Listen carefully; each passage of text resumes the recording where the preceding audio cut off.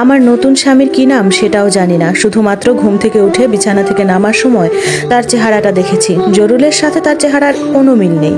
আমি আমার রুমে গেলাম। কাজের মেয়েরা আমার রুমটা পরিষ্কার করে রেখেছে। আমি রুমে গিয়ে দেখি উনি কি যেন লিখছে। আমি কিছু বলিনি, আমার শাড়ি নিয়ে আমি বাথরুমে চলে যাই। জরুলদের বাড়িতে 3টা বছরের একদিনেও আমি কোনোদিন শাড়ি পরিনি, কারণ আমার শাশুড়ি চাইতো না আমি শাড়ি পরি, আর উনি পরলে কেমন করে কথা বলতো, এজন্য আমি শাড়ি পরতাম না। অথচ পেঁয়াজুর শালিকে জরুলের বউ করে আনার পর থেকে তাকে শাড়ি পরতে বলতো। আমার শাশুড়ি সেই মেয়েটিকে বলেছে শাড়ি পরার কথা।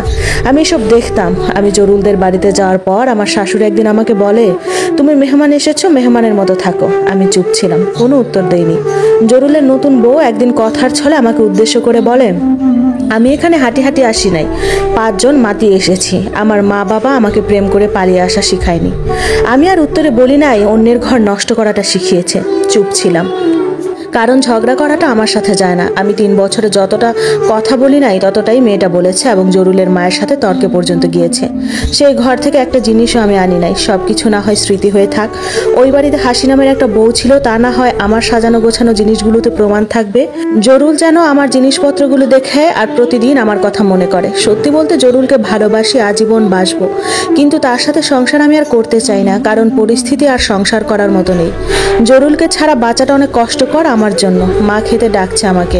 এসব চিন্তা বাদ দিয়ে দুপুরে খেতে বসলাম। মা বাবা আর তিনি সহ সবাই একসাথে খেতে বসলাম। খাওয়ার মধ্যেও জরুলের কথা মনে পড়ে গেল। এমন দিন সত্যিই আমি চাইনি। বৃদ্ধ হতে চেয়েছি জরুলের সাথে। আমি রুমে এসে বসে রইলাম। তিনি এসেছেন আর আমাকে বলছেন, তোমার কি মন খারাপ? আমি তার মুখের দিকে তাকিয়ে আছি। আমি তো চাইনি জরুল ব্যতীত অন্য কোনো পুরুষকে স্বামী হিসেবে নিতে। আমি তো চাইনি অন্য কোনো স্বামীর সাথে একটা রুমে আবদ্ধ হতে। আল্লাহ বিচার করবেন যারা আমার ভালোবাসা থেকে আমাকে দূরে ঠেলে দিয়েছেন। আমি তার মুখের দিকে তাকিয়ে অনেক কান্না শুরু করে দিলাম। আমার কান্না থামছে না। তিনি আমার মাথা হাত বুলিয়ে দিলেন, চোখের পানি মুছিয়ে দিলেন। আমার মধ্যে যেন দুনিয়াটা ভেঙে পড়েছে এমন মনে হচ্ছে। আমি জরুল ছাড়া কিছুই চিন্তা করতে পারছি না। জরুল ছাড়া অন্য পুরুষ আমার চোখের পানি মুছতেছে। সত্যি ভাগ্য আমার ভীষণ খারাপ। আমি কান্না কণ্ঠে তাকে বললাম, আমাকে একটু সময় দিবেন? আমি একটু সময় চাই, কিছুদিন সময় চাই। তিনি বললেন, হ্যাঁ দেব, নাও কিছুদিন সময়। তিনি রুম থেকে বেরিয়ে গেলেন। বিকেলে আমার বাবা মা ভাই আর কাজিনরা এসেছে। আমি মাকে জড়িয়ে ধরে বললাম, মা চিঠিটা কি পাঠিয়েছো? মা বলেছেন ঢাকা থেকে নয়, চিটাগং গেলে পাঠাবো। আমি পাঠাবো, তুই চিন্তা করিস না। আমার মা বাবা আমাকে নায়র বা ফিরাফিরি নেওয়ার কথা বললে আমার শাশুড়ি মানা করেন, বলে বউ কোথাও দিব না, এখানে থাকুক, পরে বেড়াতে যাবে। আমার মা চলে যাওয়ার সময় আমাকে বোঝালো বাবা ভাই সবাই, আর বলল, ভাগ্য করে এমন ঘর পেয়েছিস, তাদের নিয়ে সুখে থাক। তারপর সবাই চলে যায় আর আমি একা। রাতের বেলা আমার তিনি এসে আমাকে কপালে চুমু দিয়ে বলেন, তোমার মন কেমন আছে এখন? আমি বললাম, ভালো। এটা বলে অন্যদিকে ফিরে শুয়ে আছি। তিনি রুমের বাতি নিভিয়ে আমাকে বললেন, গল্প করতে চাই তোমার সাথে। আমি বললাম, ঘুমাবো। আমার তো এখন ঘুম আসছে না। আমি চুপ হয়ে রইলাম, আর কিছুই বলছি না। সে আমাকে জড়িয়ে ধরে তার বুকের মধ্যে নেয়। আমি তখনও কিছু বলছি না, চুপ হয়ে রইলাম। সে বলল, এখন ঘুমাও। বিয়ে করেছি কিসের জন্য? বউকে বুকে নিয়ে ঘুমানোর জন্য। সে ঘুমিয়ে গিয়েছে, কিন্তু সে রাতে আমার ঘুম হলো না। উঠে তাহাজ্জুদ পড়ে আল্লাহর কাছে কান্না করে বলতে লাগলাম, হে আমার রব, আমাকে তুমি জরুলের শোক কাটিয়ে দাও। আমার সাথে যা হয়েছে আলহামদুলিল্লাহ। আল্লাহ তুমি দয়া করো আমার উপর। আমি আর নিতে পারছি না জরুলের কষ্ট।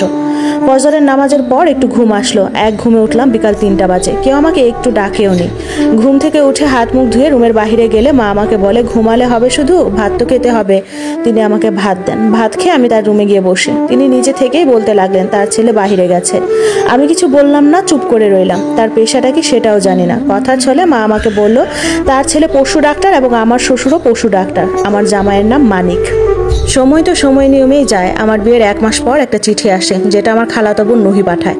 চিঠিতে নুহি লিখে, প্রিয় হাসি আপু, কেমন আছো? শ্বশুর বাড়ির লোকেরা কেমন আছে? দুলাভাই কেমন ভালোবাসে তোমায়? আল্লাহ কি তোমার সুখ দিয়েছেন? জরুল অনেক পাগলামি করে, তোমার রুমে একা ঘুমায়। তার মায়ের সাথেও তেমন কথা বলে না। ইচ্ছে হলে খায়, ইচ্ছে না হলে খাবার খায় না। নেশা করে অনেক, কারোর সাথে তেমন একটা মিশে না। ঘুমিয়ে থাকে বেশি। পেঁয়াজুর সাথে ঝগড়া হয়েছে। পেঁয়াজু বলছে জরুল থেকে দাবিদ নিবে হাসরের দিন, কারণ তার শালিকে বইয়ের মর্যাদা দিচ্ছে না, এক ঘরে ঘুমাচ্ছে না। আর জরুল পেঁয়াজুকে বলছে, তোদের থেকে দাবিদ নিব হাসরের দিন। জরুল অনেক শুকিয়ে গেছে, কান্না করে অনেক।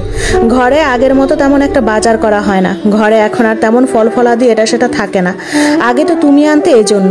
এখন আর কেউ আনে না এসব। জরুলের মা আছে, তার বউকে নিয়ে ভালো। বউটা জরুলের মায়ের সাথে ঘুমায়, রান্না বান্না করে আর খাবার খায়।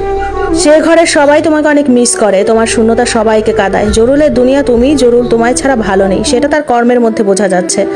আপু নিজের যত্ন নিয়েও সবাইকে নিয়ে ভালো থাকো। ইতি নুহিমণি। চিঠি পাওয়ার পর আমার বেকুল মন আরো বেকুল হয়ে ওঠে। জরুলকে একটি বার দেখতে মন চায়, আমি আর নিজেকে এখানে ধরে রাখতে পারছি না। এইদিকে শাশুড়ি ডাকছে, ঘরে মেহমান এসেছে নাস্তা দেওয়ার জন্য। এই ঘরে এখন আমার ইচ্ছে ছাড়া কোনো রান্না বান্না হয় না। আমি যা রান্না করি সবাই তাই খায়। আমাকে সাহায্য করার জন্য দুইটা কাজের মানুষ আছে। সকালবেলা আমি যতক্ষণ রুম থেকে বের না হই ততক্ষণ পর্যন্ত কোনো রান্নার আয়োজন করে না। আমার শ্বশুর শাশুড়িকে যেমন রান্না করে দেই না কেন তেমনি খায়, কোনো অভিযোগ করে না। বিয়ের 1 মাস পার হলেও মানিকের সাথে আমার কোনো শারীরিক সম্পর্ক হয়নি। আজকে কোনো কাজে মন বসছে না, শুধুমাত্র জরুলের কথা মনে আসছে। ইচ্ছে হচ্ছে শুধু তার কাছে যাই। আর মনে মনে ভাবছি জরুল কি জানে আমার বিয়ে হয়েছে? রাতে ডিউটি শেষ করে মানিক বাসায় আসে। আজকে তাকে অন্যরকম লাগছে। মানিক বাসায় এসে গোসল করতে চলে যায় এবং রাতে সবাই মিলে একসাথে খাবার খেতে বসি। তখন আমার শ্বশুর বলে, মারে বয়স হয়েছে, এবার একটা বাচ্চার জন্য চেষ্টা করো। আল্লাহ যদি দান করে আলহামদুলিল্লাহ, আর যদি দান না করে তাহলে আল্লাহর কাছে চাও। আল্লাহর কাছে কোনো কিছুর অভাব নাই। রাতের খাবার খেয়ে সব গুছিয়ে রুমে আসি। রুমে এসে আমি ঘুমিয়ে যাই। আজকাল ঘুমটা বেশি আসে, আগে তো ঘুম আসতো না। জরুল ঘরে থাকলে তার সাথে কথা বলতাম, না হলে তার অপেক্ষায় থাকতাম কখন ঘরে আসবে।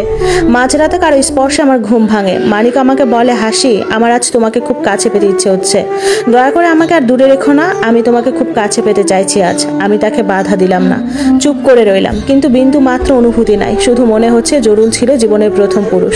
আজ কেন আমি এ পরিস্থিতিতে? আমি ভাবতেই পারিনি আমার শরীরের অধিকার জরুল ছাড়া অন্য কারো হবে। সে রাত ছিল আমার জীবনের ভয়ঙ্কর রাতগুলোর মধ্যে একটা। নিজের কবুল বলা স্বামীর কাছে থাকাটাও ভালো লাগছে না, কারণ প্রথম ভালোবাসা মানুষের জীবনে